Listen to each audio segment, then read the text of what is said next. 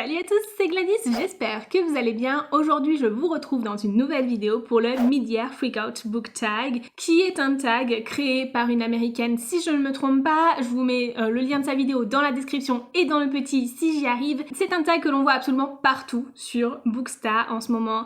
Et honnêtement, j'avais pas tellement envie de le faire parce que justement on le voit partout et surtout on est déjà en août en fait. Et du coup, un bilan sur la moitié de l'année arrivé en août, je trouvais ça un petit peu tard et j'avais l'impression que voilà, ça n'aurait pas trop de sens. Dernièrement, j'ai regardé la vidéo d'Amanda, la fille du livre, je vous mets sa chaîne dans la description bien évidemment, et elle m'a dit qu'elle aimerait bien voir mes réponses à ce tag. Donc voilà, je m'y suis mise, je vais vous filmer du coup aujourd'hui les réponses à ce tag que je trouve vraiment très intéressant puisque pour le coup on est sur un bilan de la moitié de l'année qui se focalise vraiment sur la qualité des livres, sur les découvertes que l'on a pu faire et non pas sur la quantité de livres lus, parce que je trouve que très souvent sur Bookstar et Booktube on parle beaucoup de quantité, que ce soit la quantité de livres que l'on lit par mois, la quantité de livres que l'on lit dans l'année, la quantité de livres qu'on achète, etc. La quantité de livres qu'on a dans sa palle également, et on oublie l'essentiel en fait, qui est la qualité des livres. Moi, personnellement, ça me dérangerait pas de lire un livre par mois si le livre que je lisais c'était un énorme coup de cœur à chaque fois. Je vois pas trop l'intérêt de lire 30 livres dans le mois si finalement dans les 30 livres, il y en a très peu qu'on a vraiment adoré. Bien évidemment, ça permet d'avoir un plus large éventail de découvertes, d'avoir plus de chances de trouver des livres que l'on apprécie réellement, mais quand même on oublie vraiment l'essentiel qui est de kiffer sa lecture quoi, voilà tout simplement, et de compter sur la qualité des livres. Et ce tag là je le trouve très intéressant pour ça puisqu'on va vraiment parler de qualité avant de parler de quantité, on n'en parle pas du tout. Donc je vais commencer tout de suite et la première question, enfin c'est pas des questions, c'est plus des catégories. La première catégorie c'est ma meilleure lecture de toute cette première moitié de l'année, et j'ai eu beaucoup de coups de cœur sur cette première moitié de l'année et je vous en ai parlé dans mes vidéos meilleure lecture de l'hiver, du printemps. Bien évidemment celle de l'été je vous en ai pas encore parlé puisque l'été n'est pas fini, mais vous pouvez retrouver tous mes bilans lecture aussi dans mes bilans lecture du mois si jamais ça vous intéresse. Franchement j'ai fait beaucoup de lectures en ce début d'année et j'en ai eu d'excellentes parmi elles, mais il y en a une qui surpasse toutes les autres, alors que c'est un livre que je n'ai pas fini. Il s'agit bien évidemment de Crescent City de Sarah J. Maas. Donc c'est un premier tome que j'ai ici en anglais dans l'édition Bloomsbury. Il est traduit en français chez De Saxus. Honnêtement, je le lis principalement en français sur ma liseuse, mais au moment où vous verrez cette vidéo, on sera en août. Au moment où je la filme, on est toujours en juillet. Je sais très bien que je l'aurai pas fini d'ici le mois d'août et du coup, je vais finir de le lire uniquement en anglais pour le challenge cours d'été. Je vous mets les indications dans le petit si ça vous intéresse et que vous n'êtes pas déjà au courant de ce challenge. Mais du coup, ce livre c'est vraiment une pépite, je le savoure, ça fait 3 semaines que je suis dessus, j'en suis qu'à la moitié et c'est pas qu'il est difficile à lire ou autre, ou long à lire, bon long forcément il fait 1000 pages, mais en fait c'est juste que je prends mon temps, je prends vraiment mon temps et à chaque chapitre que je lis je l'aime de plus en plus, un truc que de fou, en fait je pensais même pas que c'était possible et à chaque fois que je lis un chapitre de plus, je suis encore plus in love de l'histoire, des personnages, je trouve que c'est juste hyper complet, c'est tout ce que j'aime dans la romantasy. Et voilà, c'est de l'urban fantasy qui allie énormément de créatures différentes, on a une enquête, etc. Il est vraiment juste génial. J'ai l'impression que ce livre a été fait pour moi, tout simplement. Il rassemble tout ce que j'aime vraiment dans tous ces univers livresques que j'ai l'habitude de lire. Et en même temps, il a ce côté vraiment unique où,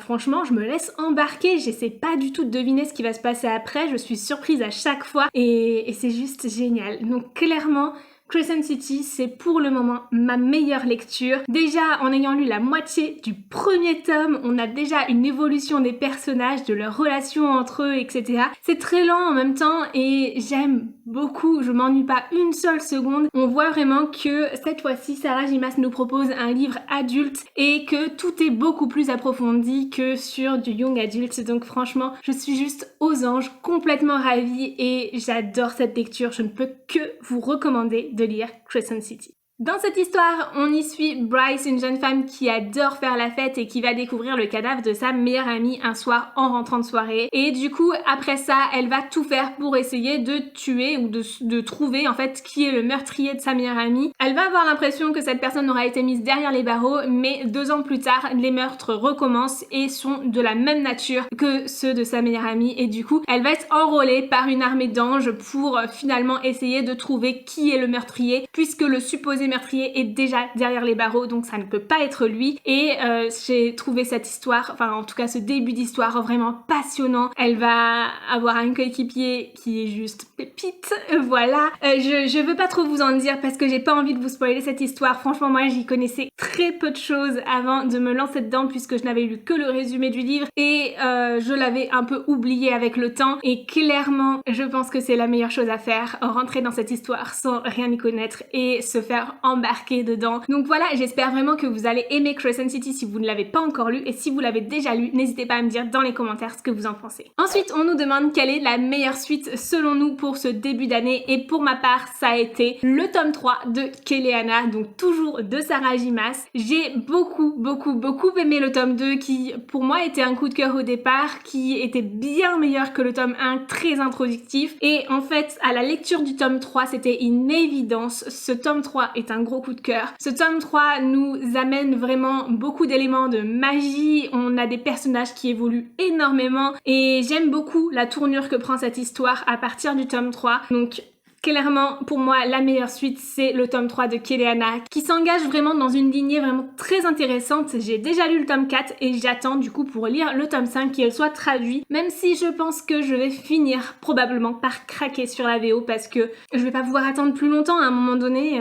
Voilà, c'est juste beaucoup trop bien cette histoire de Keleana et j'espère sincèrement que vous allez la lire si ce n'est pas déjà le cas, et si vous l'avez déjà lu, bah, j'espère que vous avez aimé autant que moi. Alors, pour vous faire un petit résumé rapidement du tome 1, parce que je vais pas vous résumer le tome 3 bien évidemment. Dans le tome 1, on y suit Keleana, la plus grande assassineuse du royaume d'Ardalan, qui est enfermée dans une mine de sel et va être libérée par le prince d'Orient pour concourir dans un combat à mort pour devenir le champion du roi. C'est le seul moyen qu'elle a de gagner sa liberté, puisqu'une fois champion du roi, elle aura 4 ans au service du roi et ensuite elle sera libre. Et du coup, pour elle, voilà, c'est vraiment la seule façon qu'elle a de gagner sa liberté. Sauf que lors de ce concours, des forces magiques vont être soulevées alors que la magie est complètement éradiée du royaume d'Ardalan, et elle va essayer de comprendre ce qu'il se passe exactement et ce qu'il y en retourne derrière tout ça. Et du coup, j'adore vraiment cette histoire. La magie est très discrète dans le premier tome et prend plus en plus de la place dans cette histoire, et c'est quelque chose que j'aime énormément. Et Keleana est un personnage auquel je me suis beaucoup attachée.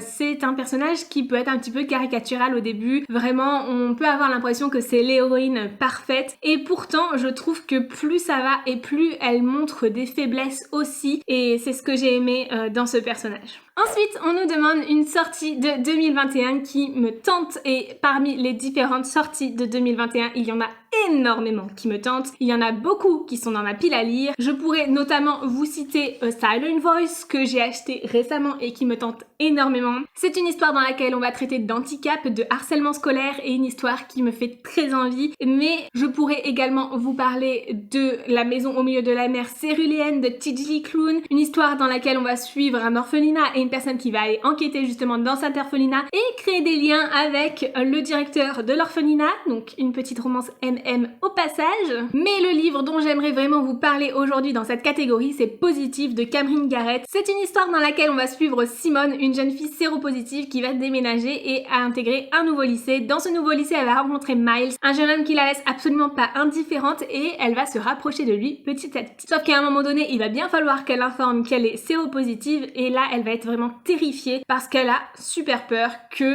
tout le lycée soit au courant et la juge pour ça. C'est un livre qui me fait très envie, qui est dans ma pile à lire depuis un petit moment, mais depuis qu'il est sorti, puisque je l'avais précommandé, et en toute honnêteté j'ai hésité à le lire hier soir puisque j'étais dans mon lit, je venais de finir un manga, j'avais encore envie de lire, j'avais envie de commencer un roman, et j'aurais bien aimé commencer celui-ci, mais je ne l'avais pas sur liseuse et j'avais tellement la flemme de me lever pour faire une dizaine de pas pour aller jusque dans mon salon chercher ce livre que finalement j'ai commencé un autre roman sur ma liseuse. Mais c'est pas grave parce que ce n'est que partie remise et je lirai Positive plus tard. En tout cas, il me fait extrêmement envie. Et maintenant, on va passer à la catégorie 4, le livre que j'attends avec impatience. Et là, c'est une évidence. Si vous avez regardé plusieurs de mes vidéos, vous en êtes sûrement déjà au courant. Il s'agit de From Blood and Ash, mais plus précisément l'édition Fairyloot que j'ai commandée.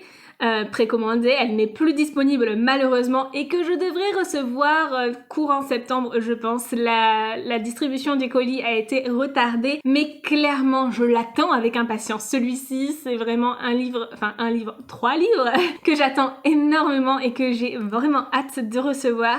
Je n'ai pas commencé à lire From London Ash, mais c'est du Jennifer Armentrout, donc je suis convaincue que je vais adorer. Surtout que pour le coup, Jennifer Armentrout a tendance à faire des univers de romans très similaires. On est souvent sur du fantastique avec de la romantasy, une romance très présente dans le roman, et là, dans From London Ash, c'est son premier livre de fantasy. Donc on va vraiment avoir un univers construit du début à la fin, et je pense que c'est quelque chose de très original qui va changer un petit peu de ce qu'elle a l'habitude de nous proposer, et tous les avis sont unanimes. Donc clairement, je peux que aimer. C'est Jennifer Armentrout, c'est une de mes autrices préférées. Donc voilà pour le livre que j'attends avec impatience. C'est une histoire dans laquelle on va suivre Poppy, qui est une maiden, donc une jeune fille bénie par les dieux depuis sa naissance. Elle doit se cacher avec un voile, on ne doit pas lui adresser la parole, on ne doit pas la toucher ni rien, jusqu'au jour où ses gardes vont être changés, puisque elle va avoir un autre garde, Hawk, qui lui sera assigné pour aller à l'Ascension, qui est une étape très importante dans sa vie de maiden. Et du coup, Hawk va être vraiment la tentation absolue, puisqu'elle va se rendre compte que finalement, elle peut être attirée par d'autres personnes et vouloir des choses qu'elle n'est absolument pas censée vouloir en tant que maiden. Enfin, voilà, je pense que vous avez compris le topo. Je pense que ça va être vraiment super chouette. Tous les avis sur ce livre sont unanimes sur le fait que c'est génial, et donc j'ai vraiment trop hâte de lire From London Ash. Ensuite, on va parler de ma plus grosse déception, et il s'agit du Prieuré de l'Oranger de Samantha Shannon. Alors j'ai eu assez peu de déceptions cette année-ci, et le Prieuré de l'Oranger en fait plus ou moins partie, puisque j'en attendais beaucoup plus, et surtout ce que j'attendais, c'était que ce livre me donne envie de retourner le lire à chaque fois.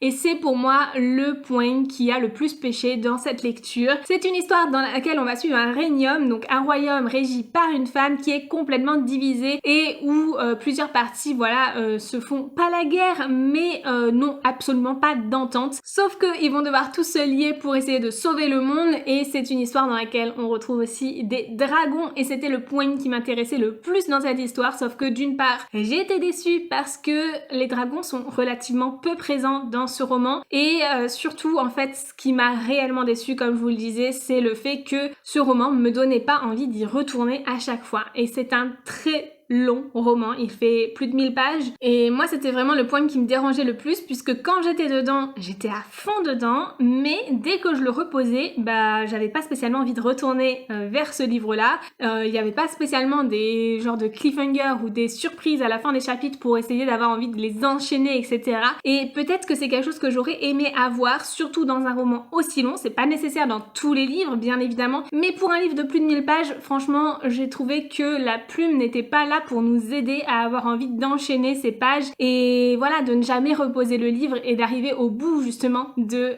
cette quantité de pages. Clairement, le Prieuré de l'Oranger, ça l'a pas trop fait avec moi, et ça fait partie des déceptions que j'ai pu avoir cette année. Et ensuite, on me demande quelle est ma plus grosse surprise pour cette année, et pour le moment, je dirais Crescent City. Définitivement, je ne m'attendais pas à aimer autant cette histoire, à être autant in love de ce livre. Je vais pas vous refaire le topo, mais il rentrerait vraiment dans cette catégorie de la plus grosse surprise en termes de livres que j'ai vraiment le plus aimé, et voilà, où je m'y attendais absolument pas. Et on pourrait rajouter également dans cette catégorie A Number in the Ashes de Sabaa Tahir, qui est le premier tome de la saga Une braise sous la cendre en français, et ça n'a pas été une surprise en termes de lecture puisque c'était une relecture, mais ça a été une surprise sur le niveau d'anglais, puisque je me suis rendu compte en relisant ce livre en anglais que le niveau d'anglais était suffisamment abordable, en tout cas à mon niveau, et que j'allais pouvoir lire la suite de cette saga et lire enfin le tome 4 qui n'est pas encore traduit en français et qui le sera probablement jamais. Et du coup, je suis vraiment super surprise d'avoir pu redécouvrir cette histoire en anglais et de m'être rendu compte que le niveau d'anglais était à ma portée et de pouvoir lire enfin le tome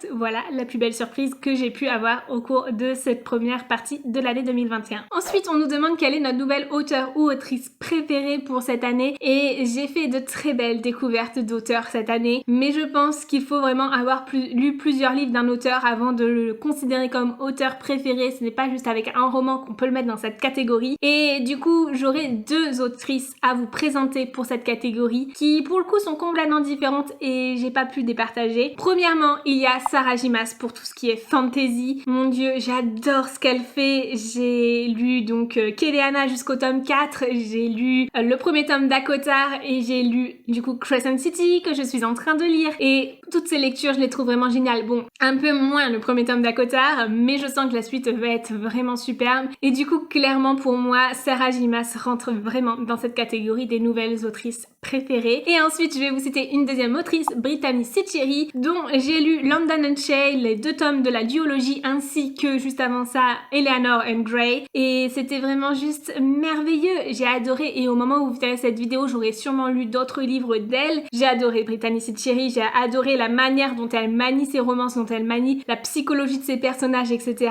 C'est hyper crédible, super profond et ça nous fait ressentir des émotions tellement intenses que j'ai juste qu'une hâte, c'est de lire plein d'autres romans de cette autrice, mais en même temps j'ai envie de prendre mon temps parce que le choix n'est pas non plus infini et j'ai pas envie de me retrouver à court de Brittany Seccheri au cas où ça aille trop mal et que j'ai vraiment besoin d'une romance doudou. Donc voilà pour mes 2 nouvelles découvertes d'autrices cette année. Il y en a bien évidemment plein d'autres, je pourrais vous parler de C.S. Quill qui pour moi est la queen de l'humour en termes de romance new adulte, mais voilà j'ai lu que Campus Drivers donc je me sens pas trop de la mettre dans cette catégorie sachant que je n'ai pas lu d'autres choses d'elle. Je pourrais également vous parler de Jake Christophe qui pour le coup nous propose des histoires complètement décalées avec des personnages relativement uniques et que j'ai beaucoup aimé, que ce soit donc dans le premier tome de Nevernight ou même dans le premier tome de Aurora Squad qu'il a coécrit avec Amy Kaufman. Je pourrais vous parler de plein d'autres auteurs ou autrices, mais pour le coup mes 2 préférés de cette année pour le moment, mes 2 plus belles découvertes, ce sont Sarah J. Maas et Brittany Seccheri. Ensuite on me demande quel est mon personnage préféré pour le moment et là c'est hyper dur mais je vais vous parler de Rohan. Oh, c'est mon nouveau book boyfriend les gars, bon ok j'ai un nouveau book boyfriend à chaque livre de romantasy que je lis ou presque, mais c'est Rohan.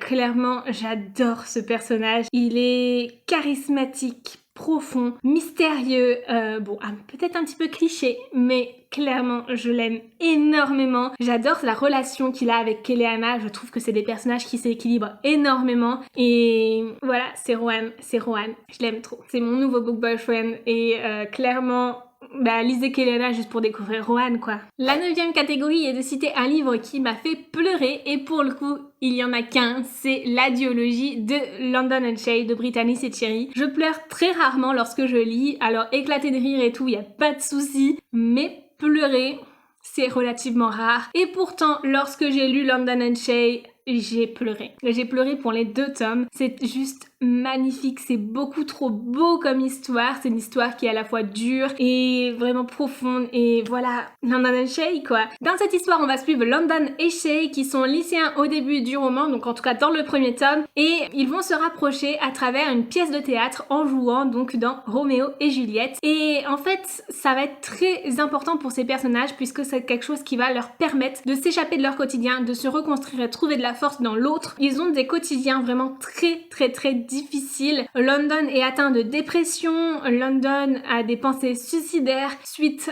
au décès donc de son oncle qui l'a énormément touché et qui était une personne très proche de lui, et Shay au contraire elle a des difficultés face aux addictions de son père et du coup c'est quelque chose de vraiment très difficile à vivre d'un côté comme de l'autre et ces personnages arrivent à trouver de la force dans l'autre personne, arrivent à se reconstruire petit à petit et à s'accepter tels qu'ils sont et je trouve cette histoire vraiment magnifique, elle est super belle et c'est pas tout beau tout rose, clairement pas. On parle de sujets qui peuvent trigger certaines personnes, je pense, mais clairement c'était juste magnifique et ce que j'ai le plus aimé c'est qu'on suit ces personnages sur 2 temporalités puisqu'on les suit adolescents dans le premier tome et adultes dans le deuxième et je trouve que ça apporte vraiment une profondeur dans ces personnages et dans leur construction, dans leur évolution et dans leur psychologie. La catégorie 10 c'est un livre qui m'a rendue heureuse et pour le coup je vais vous présenter Campus Drivers de C.S. Quill. Alors ici j'ai pris le premier tome mais ça pourrait être n'importe quel tome de la trilogie. Ce sont des livres pour lesquels j'ai tout le temps eu le sourire,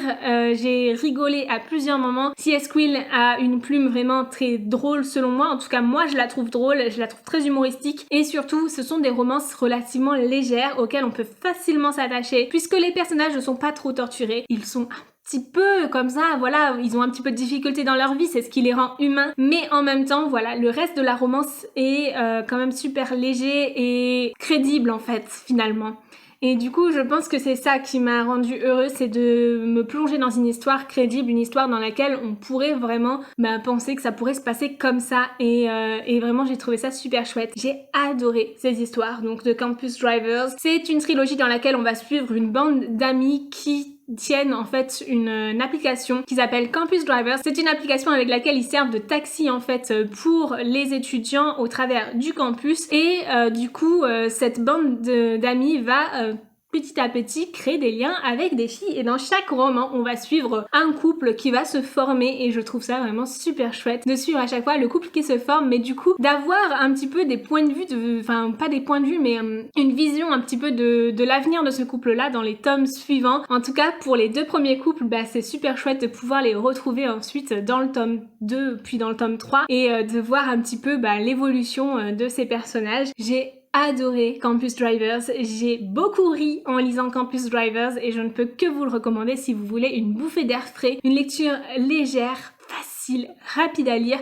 En fait, ce livre est juste un livre de plage parfait et idéal. Si vous voulez juste quelque chose de léger et de reposant à lire à la plage, c'est idéal pour l'été. Et enfin, on va parler de la dernière catégorie qui est la catégorie le plus beau livre que j'ai acheté. Et là, mon dieu, vous connaissez mon amour pour les beaux livres. Je vous en ai d'ailleurs fait des vidéos sur le plus beau livre broché et relié. Et clairement pour cette catégorie, on peut pas ne pas vous présenter mes Dust Jackets d'Acotar, donc de l'édition Illumicrate, qui sont juste magnifiques. Ici, je vous mets juste le premier tome, mais je les ai tous derrière moi. Ils sont juste sublimes. J'adore ces Dust Jackets, elles sont splendides. Mais techniquement, j'ai acheté des Dust Jackets et un livre classique, le dernier livre de la saga, mais en soi, j'ai pas acheté le livre, j'ai acheté la jaquette seulement. Donc je vais vous présenter un autre livre qui fait partie des plus beaux livres que j'ai acheté. Il s'agit bien évidemment du premier tome d'Harry Potter, donc de J.K. Rowling dans l'édition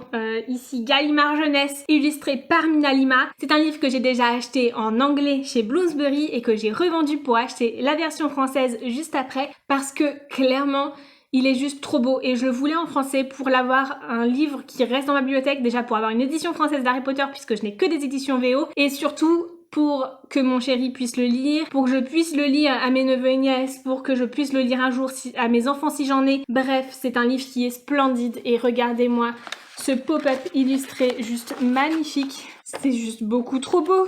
Mais c'est juste beaucoup trop beau. Vous avez ça à l'intérieur du roman. Il est aussi beau pour moi de l'intérieur comme de l'extérieur. Je trouve que c'est vraiment un objet livre magnifique et je regrette pas du tout de l'avoir acheté au finalement 2 fois. J'ai juste envie de relire Harry Potter juste pour pouvoir découvrir toutes les illustrations et de rien rater. Mais il est juste trop beau. Et est-ce que je vous en parle encore une fois? Parmi les plus beaux livres que j'ai achetés, il y a Les Framboises Nanache que je n'ai toujours pas reçu. Oui, mais Framboises Nanache, oui, forcément, ils font partie des plus beaux livres que j'ai achetés. Je trouve que ces éditions reliées collector sont juste splendides et j'ai qu'une hâte de les avoir en vrai, de les voir réellement et de voir à quel point elles sont magnifiques. Mais bien évidemment, je pourrais vous parler de plein d'autres livres que je trouve magnifiques, mais ça c'est le sujet d'une autre vidéo à part entière. Ici, j'aurai jamais le temps de vous parler de tous ces jolis livres que j'ai pu acheter au cours de cette année 2021 parce que, en soi, j'ai beaucoup acheté de livres, mais surtout, j'accorde beaucoup d'importance à l'apparence de mes livres puisque voilà, j'ai envie d'avoir une jolie bibliothèque chez moi, j'ai envie d'investir dans des objets que je trouve à la fois beaux et qualitatifs en termes d'histoire à lire. Bref, pour moi, l'apparence des livres est tout aussi importante que le contenu du roman lui-même. Et voilà, c'est tout pour cette vidéo. En tout cas, j'espère qu'elle vous aura plu. J'espère que ce bilan de milieu d'année arrivé en août ne sera pas arrivé un petit peu trop tard pour vous. Et sur ce, je vous souhaite de très belles lectures et je vous dis à très bientôt dans une nouvelle vidéo. Ciao!